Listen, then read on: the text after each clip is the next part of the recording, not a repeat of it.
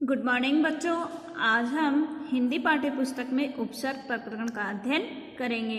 उपसर्ग प्रकरण में हमने तत्सम जो उपसर्ग थे उनका अध्ययन कर लिया था। आज हम अध्ययन करेंगे तद्भव अर्थात हिंदी के उपसर्ग। हिंदी के उपसर्गों में ए सबसे पहला उपसर्ग है ए का अर्थ होता है अभाव या नहीं। इसके हम उदाहरण देखें तो एपड, अजान, अथा आदि। इसी तरह से अन उपसर्ग है। अन का मतलब भी अभाव या निषेध के लिए लिया जाता है, तो अनजान, अनहोनी, अनगढ़। क या कु बुरे के अर्थ में प्रयोग किया जाता है, कुडंग, कुसंग और कपूत। अध है अध आधे के लिए प्रयोग किया जाता है कि अध पका, अध मरा, अध जला। चो चार के अर्थ में प्रयुक्त होता है, जैसे चौराहा, चौमुखा, चौगुना। बिन या बिना। रहित या नहीं के अर्थ में प्रयोग होता है कि बिन पूछे, बिन मांगे। भर भर का भी पूरा या भरा अर्थ होता है कि भरपेट, भरमार, भरपूर। अब आगत या अरबी फारसी उपसर्ग। आगत का मतलब जो आए हुए हैं, अर्थात विदेशी भाषाओं से जो उपसर्ग आए हैं उनका मतलब होता है आगत। कि एन का अर्थ होगा ठीक, जैसे एन वक्त, एन मौका। अल का अर्थ होता है निश्चित या इसलिए, तो अलबत्ता। कम उपसर्ग का अर्थ होगा कि हीन, थोड़ा, जैसे कम उम्र, कम सीन।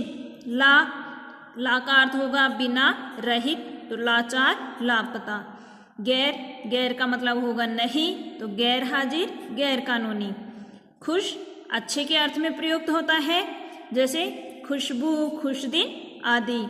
दर में के अर्थ में प्रयुक्त होता है कि दरकार, दरमियान आदि। ना का प्रयोग होता है नहीं या अभाव के लिए, तो नापसंद, नाराज आदि।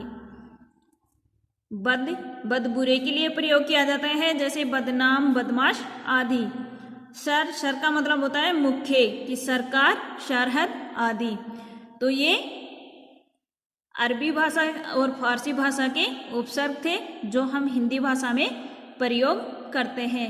अब कुछ उपसर्ग ऐसे भी होते हैं जो शब्द में एक से अधिक बार प्रयोग किया जाता है, जिनका जैसे एक से अधिक उपसर्गों का प्रयोग किस प्रकार से करते हैं कि परोपकार जो शब्द है उसमें पर और उप दोनों उपसर्गों का प्रयोग किया गया है और शब्द बना है परोपकार। स्वावलंबन, स्व प्लस औ प्लस लंबन। समालोचना, सम प्लस आ प्लस लोचना। समाचार, सम प्लस आ प्लस चार।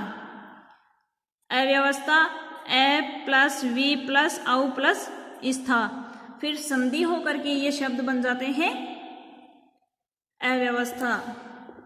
जैसे दुर्व्यवहार में भी दूर प्लस वी प्लस औ प्लस हार, यानी कि 3 प्रत्ययों का प्रयोग हुआ है, 3 उपसर्गों का प्रयोग हुआ है।